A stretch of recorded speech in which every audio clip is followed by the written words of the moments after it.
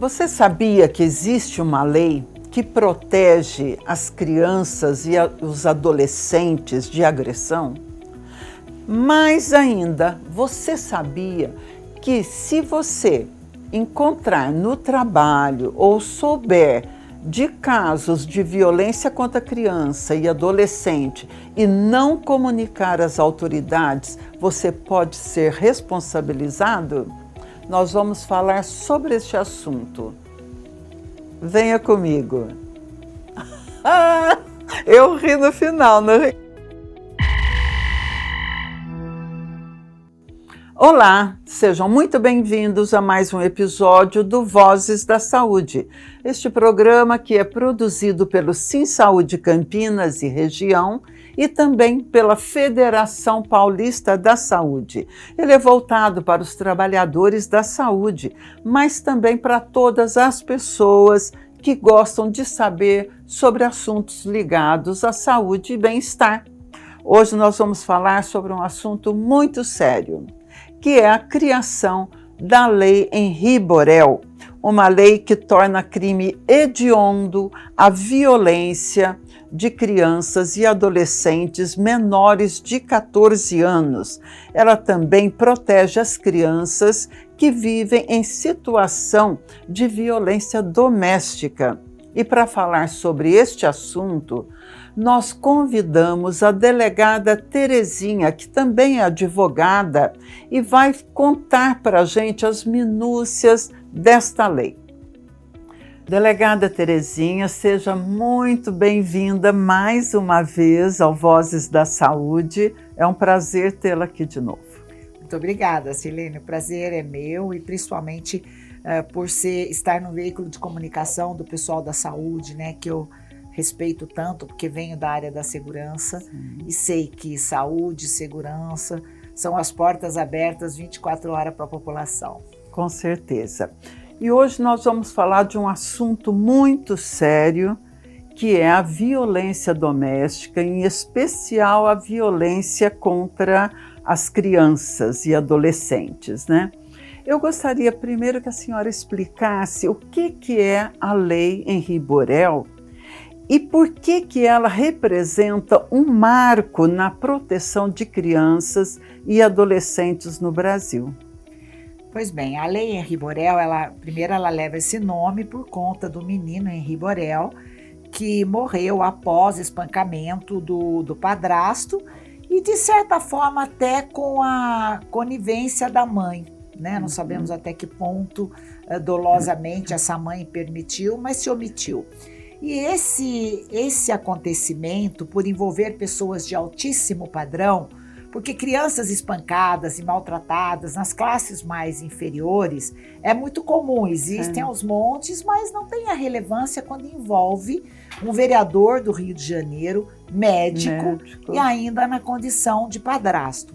Então, quando essa lei surgiu, ela trouxe à luz um outro tipo de violência que até já é prevista no Estatuto da Criança e do Adolescente, que já tem aí quase meio século, mas essa violência mais elitizada ou que era mais invisível não era mostrada à sociedade. Então, a Lei Henri Borel veio e trouxe mecanismos de proteção às crianças que são agredidas pelos pais, tios, padrastos, cuidadores, que não deixa de estar previsto no ECA. Mas essa lei ela é importante, diferenciada, Silene, porque esta lei é conhecida como a Lei Maria da Penha para criança e adolescente. Então, não é uma lei simplesmente que determina quais são os crimes, muito mais do que isso. Ela até cria a figura de um crime para quem se omite de comunicar algum tipo de maus tratos, de violência contra a criança e o adolescente no âmbito da família e também nos outros ambientes que essa criança é colocada temporariamente ou definitivamente. Na ECA não tem essa previsão de culpabilidade de quem está no entorno. Não. Não o tem. ECA não trouxe, aliás, nem a Lei Maria da Penha tem essa lei da omissão de comunicação. Isso. Qualquer pessoa que saiba que uma criança ou adolescente sofre algum tipo de violência, mesmo que seja violência psicológica, por exemplo, não coloca como pena, porque veja bem, é muito comum um avô, uma avó, um tio, uma tia, ou no caso da lei, no caso do menino Borel, a babá, que sabia que ele agredia a criança. Hoje essa babá responderia por esse crime, mas não havia essa previsão antes da lei Henri Borel. E é bom lembrar que a lei Henri Borel ainda não pegou, porque ela é de 2022, ela é muito novinha, ela ainda não está acontecendo. Às vezes você vê uma notícia na imprensa de uma violência contra a criança, ninguém lembra dessa lei, né? Todo mundo fica só ali na questão dos maus tratos, quando essa lei traz sim. Inclusive, nesse caso da omissão da notificação, se for avó, a pena pode chegar a 9 anos de prisão, só por não comunicar. Só por não comunicar. Então é muito importante a gente divulgar a extensão e a responsabilidade que os familiares e funcionários, as pessoas que estão envolvidas num caso como esse, né? Sim, é importante que essas pessoas saibam que é crime se omitir, se calar. Porque, veja, às vezes a gente fala assim, o crime é uma ação. Não, é uma inação também. Você pratica crime quando você omite num dever. E neste caso, agora é considerado crime. Antes a pessoa falava, eu sabia, mas não falei. Hoje não, se ela sabia ou alguém disse que ela sabia, ela vai responder pelo crime. Esse crime contra a criança é um crime hediondo, delegada? É um crime hediondo. Hediondo. Sim, qualquer crime contra criança e adolescente é crime hediondo. O importante desta lei também é que ela traz outros tipos de violência, por exemplo, a violência patrimonial, que antes não era prevista no Estatuto da Criança e do Adolescente. Que existem pais, por exemplo, que se apossam dos bens, às vezes da mesada da criança, que o pai... E eu acho assim importante que ela traz uma luz para uma conduta que ainda não é tipificada como crime, que é a alienação parental. Mas ela fala da violência psicológica.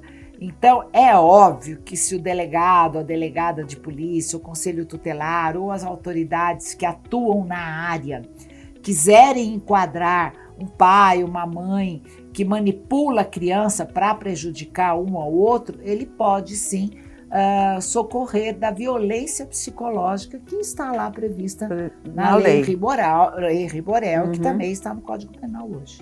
As delegacias estão preparadas para fazer cumprir e entender essa lei na sua plenitude? Sim, as delegacias, assim como na violência contra a mulher, as delegacias estão preparadas. O grande problema é a demanda, né? Que do dia para a noite, a Polícia Civil passou a ter que não só atender a questão da violência contra a mulher, e agora criança e adolescente também é atendido na Delegacia da Mulher por enquanto, mas principalmente de ter que fazer um serviço que nem é policial, mas que ficou como responsabilidade da polícia. Por exemplo, é o serviço social que teria que ser acionado durante uma ocorrência para encaminhar aquela mulher para um abrigo ou para oferecer um lugar temporário para ela ficar, ela com as crianças. E, no entanto, quem tem que mobilizar a rede é a Polícia Civil, até porque a rede de proteção à criança, ao adolescente, à mulher, ela tem limitações. Na questão da mulher, por exemplo, fim de semana, noite, feriado, você tem a rede disponível, né? Sim. Então a polícia tem que ficar buscando como. Então aí o serviço da polícia passa a ser criticado. É como se lá num serviço de saúde a enfermeira tivesse que se preocupar em arrumar um lugar para aquela pessoa ficar temporariamente. Então a rede de atendimento ela tem que ser mais eficaz. O serviço social tem que estar de plantão 24 horas com profissionais qualificados, psicólogas inclusive, né? A psicóloga mas isso não é realidade, né, delegada? Aliás, o serviço psicológico não é ofertado a todas as pessoas que precisam no município. É muito difícil você conseguir um tratamento psicológico que não seja atrelado a um crime. Olha que interessante. Pois é. Né? Às vezes uma criança, um adolescente que tem comportamentos, por exemplo, de automutilação, né? Se você procurar um atendimento psicológico gratuito, você não vai encontrar com facilidade. Não encontra, é muito difícil. Nós ainda estamos caminhando nisso. Eu quero voltar um pouquinho na questão dos parentes, dos funcionários, da babá, que acaba tendo um medo tremendo de fazer a denúncia. Existem canais competentes para dar esse atendimento de forma anônima, de maneira que a pessoa se sinta resguardada para fazer essa denúncia? Sim, o sigilo da comunicação é mantido. A pessoa que tem medo de se expor, não quer aparecer, a denúncia sai como anônima, entendeu? Por exemplo, o Disque 100, né?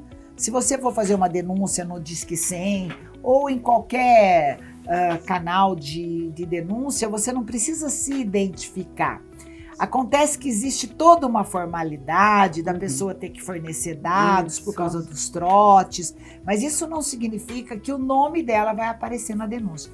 Então, sim, ela tem o sigilo a favor dela. O que ela não tem é justificativa para se omitir. Delegada Terezinha, a senhora já foi vereadora, não é verdade? Sim. E está sempre discutindo, tem a bandeira de defesa da mulher, da criança, contra a violência doméstica.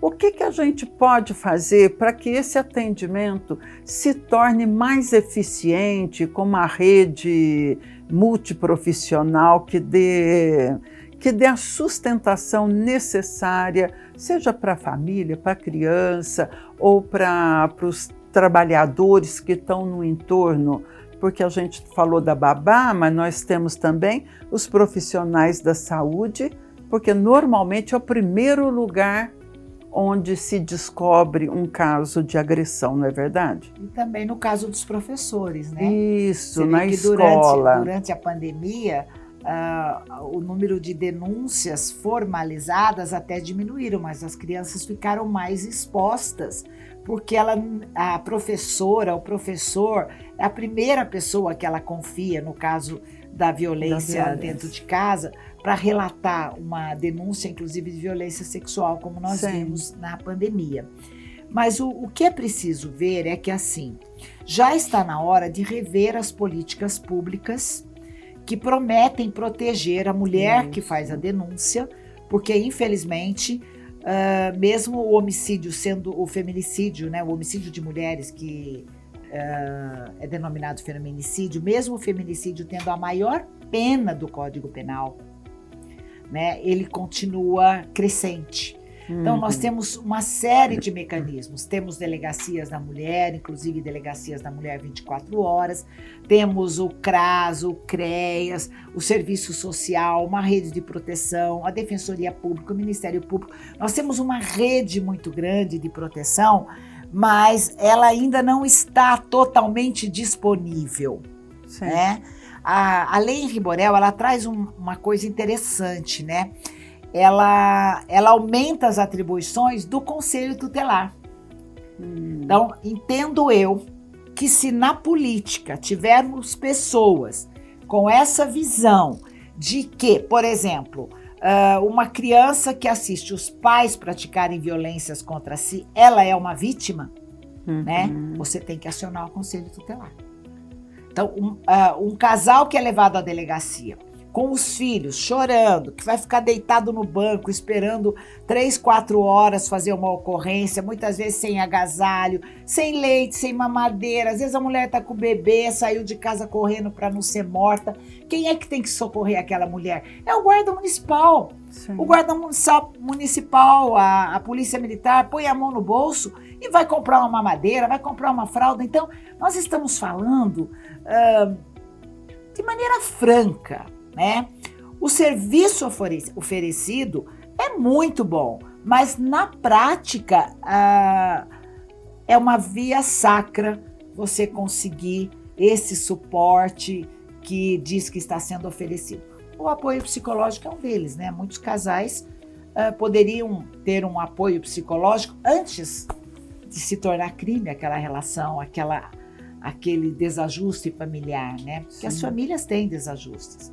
É muito difícil você tratar a violência unicamente como um caso criminal, policial. Porque, antes de tudo, ele é social. É um desajuste da base da sociedade, que é a família. E o que leva os governos a não tomarem as providências necessárias para ter essa rede? Por que isso demora tanto para evoluir, para se aperfeiçoar? Assim como das mulheres, violência contra a mulher existe desde que o mundo existe, mas até hoje o serviço não é eficiente. O grande problema são as pessoas indicadas para os cargos. Geralmente os critérios são políticos e não levam em conta a capacidade dessa pessoa, a experiência, por exemplo, o olhar, né? O que diferencia o político do não político é o olhar para frente, é enxergar para frente. Eu vou te dar um exemplo. O SEAMO foi a minha primeira lei como vereadora. O SEAMO foi criado por mim, por ter sido delegada da mulher e entender a necessidade dessa equipe multidisciplinar trabalhando. Ninguém falava em psicóloga, assistente social, advogada no ano de 2002 para auxiliar a mulher ou para orientar essa mulher na questão da violência doméstica. Então foi uma lei minha de 2002 e até hoje é um centro de atendimento à mulher que não funciona 24 horas. Então não é questão de não ver necessidade, de não conhecer, porque os números falam por si. Então, assim como o Conselho Tutelar, na minha visão, tem que acompanhar os casos de violência doméstica envolvendo os pais, até porque aquelas crianças estão sendo vítimas de violência, ainda que seja a violência psicológica, aquela criança é vítima. Porque o Conselho Tutelar, ele tem, não é culpar o Conselho, o próprio Conselho Tutelar, ele tem um limite de atuação. Sim. Então, por exemplo, ele entende que quando uma criança é vítima de violência sexual, mas os pais estão presentes, eles não precisam estar na delegacia acompanhando o caso. Agora, quando a violência sexual é contra os pais, aí eles suprem os pais. Mas isso está errado, porque o conselheiro tutelar, ele tem uma série de recursos para oferecer naquele momento, daquela ocorrência, que os pais não têm. Entendeu? Até mesmo para os pais fazerem uma denúncia, sem esse suporte do conselho tutelar, é algo que traz insegurança, porque tem medo, como a gente já falou no início da entrevista. Então, o conselho tutelar agora, com a lei Henri Borel, o próprio conselheiro tutelar vai poder solicitar as medidas protetivas, porque a lei Henri Borel, ela traz o elenco de medidas protetivas que tem na lei Maria da Penha. Por isso que a gente diz que a lei Henri Borel é a lei Maria da Penha para criança e adolescente. Sim. Então, o próprio conselheiro tutelar vai poder solicitar, representar pelo afastamento de um pai, de um tio, de um avô, de um professor, porque na prática, até mesmo as unidades de saúde têm muita dificuldade de contar com o suporte do Conselho Tutelar, porque também eles não são nem em número suficiente para o tamanho de Campinas. Então existem demandas sociais que são importantes, mas para os políticos da atualidade, né, o que importa é você bombar nas redes, você ser um outsider, você despontar como salvador da pátria. Sim. Então eu ainda insisto que os valores das pessoas tem que estar na bandeja, na mesa. Na mesa. A gente está falando de Campinas, mas na verdade essa é uma realidade no Brasil inteiro. Aliás, em alguns municípios, em algumas regiões, acho que a situação é ainda pior do que aqui. Porque não é verdade? Tem delegacias da mulher. Você falou em em delegacias se estão preparadas, a lei Henri Borel, ela cria estruturas, órgãos, ela cria um cadastro nacional de violência contra a criança e o adolescente, uma unificação de dados, entendeu? Na era digital, essa lei ela é bem avançada nessa questão. E a lei diz ainda que as cidades deverão ter as delegacias especializadas em atendimento às vítimas, crianças e adolescentes, porque as delegacias que nós temos no Brasil são da criança ou adolescente infrator, o que pratica crime. Então, a delegacia da mulher... A delegacia da mulher é uma exceção, é uma delegacia de defesa da mulher. Então, a lei Henri Borel diz que as cidades terão que ter delegacias especializadas na defesa da criança e do adolescente. Qual é o político que já propôs uma lei como essa? Nenhum ainda. Pois é. E como é que nós estamos no cumprimento dessa lei? A senhora disse agora há pouco que as crianças e adolescentes, essa questão da lei Henri Borel está sendo atendida pelas delegacias da mulher. Que não é um ambiente adequado. Não é um ambiente. Você imagina que uma criança está lá para ser atendida, a sala de espera é a mesma, chega uma mulher chorando, machucada, crianças junto com a mulher chorando. Então é muito difícil a gente ter uma lei. A lei Henri Borel, ela fala inclusive nos abrigos, né, para colocar as crianças. Eu ia lhe perguntar sobre isso. Tá, porque Campinas, por exemplo, tem projetos maravilhosos, mas nós ainda deixamos muito a desejar quando é acolhimento, né?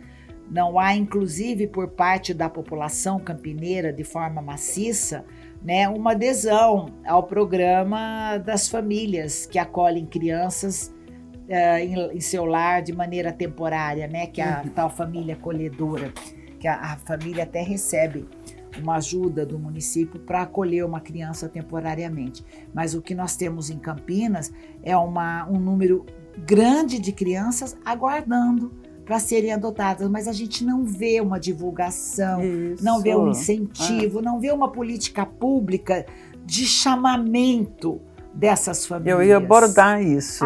Nós não temos uma comunicação eficiente desses programas. Não temos uma comunicação, assim como a violência contra a mulher, contra o idoso, criança, adolescente.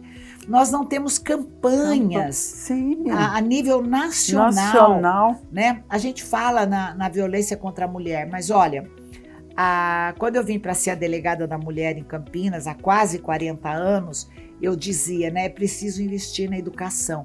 E aí você vai ver que não muda, porque não houveram investimentos na educação para entender a igualdade de gênero, o papel da mulher na sociedade. Hoje, um adolescente de 18 anos, que é filho de uma mãe independente, dona de si, que se mantém, que criou sozinha a família, muitas vezes uma mãe solo, você vê que esse filho repete o comportamento machista de filhos de mães conservadoras, submissas, né? Qual é a explicação? Esse jovem de 18 anos mata mulher por misoginia, por não respeitar a mulher. Como assim? Onde está a educação? Onde estão os programas educacionais, as campanhas institucionais? Sim, precisa, né?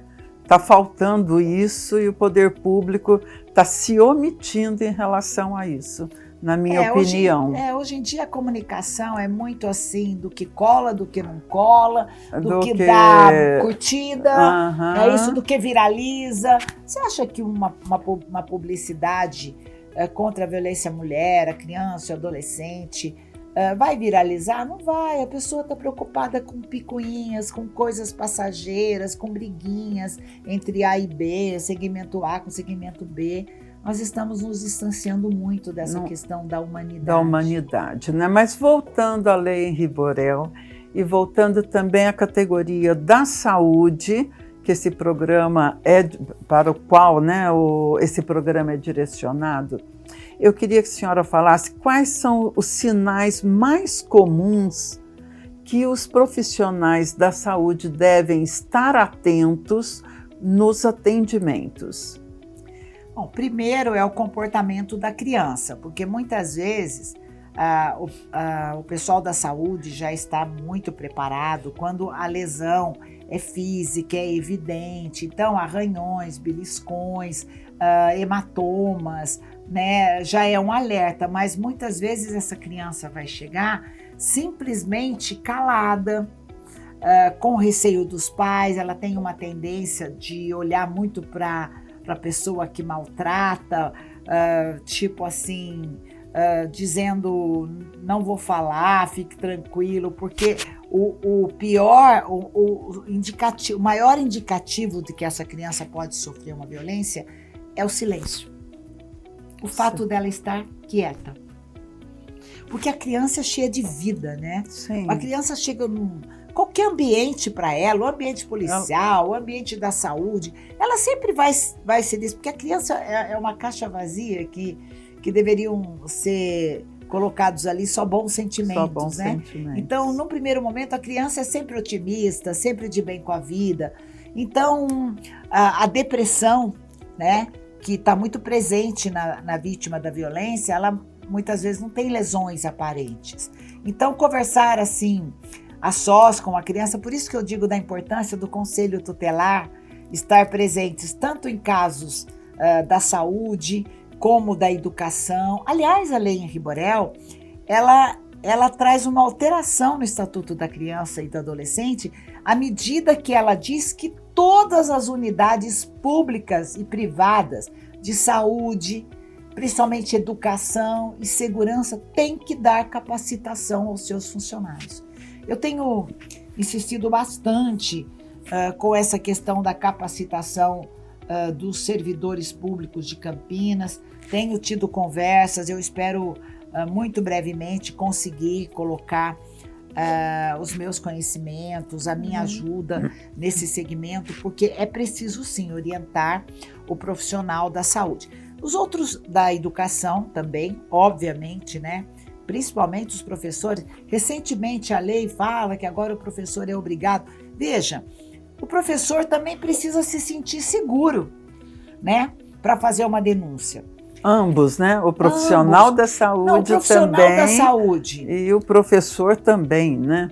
Olha, eu tive um caso. Assim como toda a rede, né? Toda a rede. Eu tive um caso, estava fazendo uma palestra sobre a Lei Henri Borel, e ao final dessa palestra, uma jovem médica me procurou e se identificou, falou que ela é uma médica da rede pública aqui de Campinas, e ela disse que havia denunciado um pai por violência doméstica contra a criança, e ela não poderia mais ficar na unidade de saúde que ela estava, porque ele descobriu de alguma forma que foi ela quem fez a denúncia. E é óbvio que vai saber quem fez a denúncia. O criminoso, o pai criminoso, que se acha poderoso muitas vezes porque faz parte de uma facção, ele vai saber quem é a médica, a enfermeira que denunciou. Sim. Essa médica simplesmente pedia a remoção e ela não conseguiu. Ela pediu exoneração do cargo, me comunicou, porque não acreditaram que de fato ela estava se sentindo constrangida. Ela dizia que esse pai ia no estacionamento, ficava no portão. Então ela pediu para mudar de ambiente. Isso é muito comum, porque sim, muitos profissionais da saúde têm medo, dependendo do lugar que presta serviço, de fazer uma denúncia por conta de uma perseguição depois, de uma vingança, né? Mas eu acredito muito que o profissional tenha que exigir o sigilo. É por isso que a gente tem que capacitar as autoridades, porque alguém foi falar que essa médica acionou também o conselho tutelar. Então, é de fato perigoso. Eu acho que o pessoal tem que tomar cuidado, mas não pode se omitir. A família normalmente é avisada, né? A escola acionou o conselho tutelar para esse caso. Aí a família, logicamente, vai saber de onde veio. Na área da saúde, né? Na área da saúde. Que a gente falou. Sim, mas é o mesmo, o paralelo é o mesmo, né? Veja, eu senti tanto quando eu disse a ela para procurar, eu mesma fiz alguns contatos para tentar ajudar essa médica, porque eu acho um desperdício você tirar uma pediatra, né, que se submete ao serviço público, que também não é fácil para os profissionais da saúde, e eu não consegui ajudá-la. E quando ela me contou que ela tinha pedido exoneração, eu fiquei muito triste, porque eu não perderia jamais uma profissional, né, uma médica pediatra que está se sentindo ameaçada. Eu levaria em consideração a história dela e ela não conseguiu isso. E é por questões como essas que um profissional da saúde, o professor, acaba se omitindo. Mas é algo que tem que ser mudado, né? O anonimato é importante, mas a gente lida com uma questão muito difícil, porque à medida que a criança foi atendida naquela unidade por aquele profissional, mesmo que a denúncia seja anônima, se há de convir comigo que um marginal, um pai que usuário desequilibrado, usuário de alguma substância que tire ele do centro psicológico, que ele possa fazer algum mal. Mas com a lei em Riborel, essa justificativa não existe. Se ficar comprovado que aquela profissional, aquele profissional da saúde, da educação, da segurança ou de qualquer outra área, um avô, uma avó, um tio, uma tia, tenha omitido, essa profissional vai responder por crime de omissão de notificação. Isso já começou a acontecer? Já existe algum caso? Se o delegado de plantão invocar a lei em Riborel, isso vai acontecer. Vai acontecer. Daí a importância da capacitação até mesmo dos policiais, isso, né? Porque a lei em Riborel, ela não é divulgada. A Lei Maria da Penha, eu vou contar para você, ela demorou mais de 10 anos para colar. Para colar, é verdade. É uma lei que não pegava, entendeu? Mas com a participação das mulheres no processo, mais mulheres ingressando na política, as coisas foram mudando, entendeu? É verdade. E eu acredito que outras mudanças deverão ocorrer também. Na prática, quais são os erros mais comuns que são cometidos por familiares, por vizinhos e por profissionais que acabam prejudicando a proteção à criança? Bom, em primeiro lugar, o autoritarismo, né? A educação hoje, a educação dos filhos, ela tem um outro perfil. Isso. Eu costumo elogiar, eu sou muito observadora, eu tenho uma nora que é excepcional para educar os filhos. Eu nunca vi essa mulher gritando com nenhum dos filhos. E eu nunca vi tanto respeito dos filhos para com uma mãe. Ainda ontem, meu neto de 9 anos, ele dizia assim para mim: eu adoro ter uma mãe calma, né? E isso me chamou a atenção, porque a gente vem de uma geração de que assim, não, os pais, o que falta é uma chinela. Eu sou da época do chinelo, minha mãe era campeã de arremesso de chinelo, ela acertava a gente a 20 metros de altura. E nem por isso a minha educação foi deturpada, eu tive ódio, rancor. Mas hoje as crianças não vivem só no universo fechado da família dela, em que o pai e a mãe, o que eles falavam eram lei. Sim. Né? Então eu acho que esse autoritarismo, esse sentimento de que o poder que o pai e a mãe têm sobre os filhos é infinito, eu acho que isso prejudica muito. Então, castigos, né? Também nunca vi a minha nora dar um castigo, sabe? O tal tapetinho no canto de uma sala. Eu acho aquilo assim deprimente. De alguma forma ele mexe com o psicológico dessa criança, né? Então esses castigos cruéis. Então, por exemplo, hoje existem outras formas de dar limite aos filhos, e eles têm que acontecer na mais tenra idade. Quando eu falo para você do exemplo que eu tenho em casa, dessa nora, eu vejo como ela trata o menino de 3 anos. É conversando, e às vezes ele grita, ela nunca sai do centro. E quando esse menino tiver a idade do outro, de 9 anos, ele vai ver que bom que a minha mãe é calma. Ela tem uma paciência que as mulheres modernas não têm mais, e essa moça tem, né? Então, Eu cito o exemplo dela porque eu acho que os pais que usam um rigor exagerado não conseguem ganhar dos filhos, não são presentes, não são todo dia levando um docinho para casa. Imagina, sabe quando que eu ia ver pirulito na minha vida? Nem sei quando. Hoje todos os pais, todas as mães passam numa banquinha, numa lojinha e levam um presente. Quando ele ganha um presente, ele já nem acha graça mais do presente que ele ganhou, né? Então, cuidar da educação é, antes de tudo, dar amor com responsabilidade e com limites. Sim. Né? E não adianta também o pai, o tio, a avó, o avô, né? Você vê que ultimamente a gente vê campanha em favor dos avós. Desde quando o avô precisou, né, de ter regras para o que o avô faz? Então você entra nas redes sociais, casais jovens. Porque a minha avó estraga, meu avô estraga. Olha, não, avô e avó nunca estragou o neto. Porque este amor que eu estou falando, que os pais não conseguem dar por conta dos atropelos e tudo mais, os avós dão. É verdade. Por isso que os avós já estão mais amadurecidos, já veem a vida de uma outra maneira e estão mais em condições de fazer isso, né? Inclusive, a gente está falando da violência doméstica, mas nós não podemos esquecer o aumento do número de suicídios de jovens. Sim. Né? Das automutilações. Como lidar com isso? Desde quando uma adolescente na nossa geração se preocupava em se cortar para chamar atenção ou porque estava com algum problema? Então, os jovens já têm problemas demais para os pais pressionarem, né?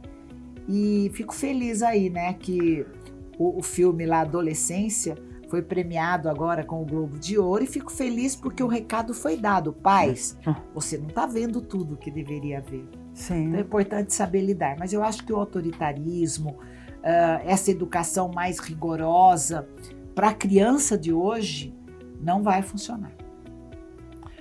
Essa lei, ela é muito importante, mas falta muito para ela estar plenamente na prática, né? Quais são os maiores desafios que nós temos para vê-la funcionando plenamente, delegada Terezinha? Em primeiro lugar, equipar os serviços públicos, ampliar a rede de atendimento, né? Capacitar os servidores e os funcionários, mesmo da rede privada, da área da saúde, da educação, da segurança, que são os primeiros contatos dessa violência, os canais por onde chegam, né, mais rapidamente. Em segundo lugar, já ir criando os mecanismos. Já está na hora de se pensar, numa cidade como em Campinas, numa delegacia de polícia de proteção à criança e ao adolescente. Tirar da Delegacia da Mulher, porque a Delegacia da Mulher já tem uma carga imensa de trabalho. Sim. E o ambiente nem é adequado, né, para uma criança ser atendida. Elas fazem todo um trabalho, tem salas especiais para a criança ficar e tudo mais, mas não é a mesma coisa. Até porque, quando a gente fala, né, da lei da escuta especializada, a gente coloca o adulto até no mesmo nível que a criança para conversar, nunca de cima para baixo. Então, uma sala de registro de ocorrência de uma criança deve ser totalmente diferenciada de um adulto. Então, os políticos, principalmente os vereadores de Campinas, os deputados estaduais, federais, os futuros candidatos a deputados estaduais e federais, já pensarem nesse centro de acolhimento, né, um lugar humanizado onde as crianças possam ser colocadas temporariamente. Porque veja bem, quando é agressão dentro de casa, não tem como você falar que vai afastar os pais do lar. Porque quem vai cuidar da criança? Sim. Diferentemente da mulher, que o agressor é afastado e ela fica na família. E a criança, né? Vai com os avós do pai do agressor, com os avós da mãe de quem é agressor. Será que esses avós estão preparados para entender que o filho ou a filha que maltrata o neto, a neta, merecem a cadeia? E se for para a cadeia? Onde vão essas crianças? Vão num abrigo de crianças, por exemplo, que já sofreram outros tipos de violência, como violência sexual, Sim. né, que perderam os pais, que assistiram homicídios, feminicídios, né? De que criança nós estamos falando? Então, esse ambiente para as crianças vítimas de violência doméstica é um órgão público que tem que ser criado por iniciativa política. E também ter em Campinas uma delegacia de proteção à criança e ao adolescente, aliás, cumprindo o que determina a lei Henri Borel. Então, estudar um pouco as novas leis ajudam os políticos a pensarem nas políticas públicas para o futuro. Existe alguma previsão na lei de cuidados com esses pais, como tratamento? Porque muitas vezes o que falta para esses pais é educação. Nós sabemos que existem situações extremas, mas a violência ela começa muitas vezes como um estereótipo de educação, como a senhora falou agora há pouco. O importante é que, assim, o que é o amor? Né? Como ensinar o amor para o meu filho? Papai te ama, te adora, jogo bola com você, faço esporte, mas trato a sua mãe com desrespeito, sou agressivo com ela, estúpido com ela. Você não está agredindo seu filho de forma direta, mas ele está assimilando uma violência que ele vai repetir no futuro. Sim. Meu pai tratava minha mãe assim, minha mãe ficava quieta, a filha vai falar, não, no futuro eu tenho que ficar quieta. E ele vai falar, eu posso fazer igual ao meu pai. Né? Então, a lei Henri Borel nem precisa prever isso, porque o próprio Estatuto da Criança e do Adolescente e os serviços sociais devem oferecer esse suporte psicológico. Era uma coisa que a gente já falava também no início da entrevista. Uhum. A Lei Maria da Penha, ela prevê assistência jurídica, social, psicológica. O Centro de Atendimento à Mulher, o CEAMO, que eu criei aqui em Campinas, ele também prevê. Mas será que lá existe um acompanhamento, um tratamento, ou é um acompanhamento emergencial só do momento? Porque eu sou a favor da intervenção do Estado antes que a polícia seja acionada. Sim, sim. Então, uma avó poderia pleitear um serviço de suporte aos pais, sem ser identificada, e antes que isso se tornasse um caso de polícia ou um caso irreversível, né, alguma coisa deve ser feita. Eu sou a favor do tratamento e do acompanhamento psicológico antes mesmo do caso virar um boletim de ocorrência. Antes de virar BO, né? Exato. Como o pessoal diz, é verdade. Delegada Terezinha, eu gostaria agora que a senhora deixasse uma mensagem aos profissionais da saúde, às famílias, aos vizinhos, que normalmente são as primeiras pessoas, os primeiros seres a identificar uma violência contra uma criança e um adolescente. Olha, o recado que eu deixo é o seguinte: na dúvida, comunique. Na dúvida, comunique sempre. Uma mulher, muitas vezes, eu faço muitas palestras, inclusive no Sim Saúde, para os profissionais da saúde, e eu digo assim, é um dilema ético muito difícil de lidar, porque muitas vezes aquela vítima, você sabe que aquela mulher sofre uma violência, ela está negando o tempo todo, e ela vai te dar N motivos para você fazer de conta que acredita nela. Então, não faça isso, né? Procure sempre convencer essa pessoa, ainda que de forma indireta, né, de que ela está errada. Acione sim o conselho tutelar. É preferível ter um documento, o funcionário o servidor da saúde, ter um documento da recusa do conselho tutelar ou da polícia ou de algum órgão que ela acionou, dizendo que não vai, do que ela não comunicar. Inclusive os seus superiores dentro da também, unidade de saúde. Sempre por escrito. Sempre por escrito. Sempre. O WhatsApp é para isso, né? O WhatsApp hoje, ele possibilita essa escrita, né, de forma digital. Rápida, né? Então, sempre passar, se você não for o chefe da unidade, você passar para a chefia para a pessoa imediatamente superior a você. Mas, na dúvida, denuncie, acione. Esse eu acho que é o melhor conselho que eu posso dar. Delegada Terezinha, muito obrigada pela sua presença, pelos esclarecimentos que a senhora trouxe aqui para nós. E a gente já fica o convite para uma próxima entrevista, a gente conversar mais sobre os direitos da mulher e das crianças. Muito obrigada, eu que agradeço e deixo aqui os parabéns, um feliz novo ano aí para os profissionais da saúde, porque moram no meu coração. Muito obrigada. E para você que nos acompanhou até agora, não se esqueça de compartilhar este programa com os seus colegas de trabalho, com os seus familiares. Vamos trabalhar para levar essa informação a maior número de pessoas. E também não se esqueça de seguir o Sim Saúde no YouTube, onde está sediado Vozes da Saúde. Acione o sininho para saber as novidades dos próximos programas. Até a próxima, um abraço e o obrigada ao Davi Meirelles e ao Bruno Nunes, que participaram da produção deste programa.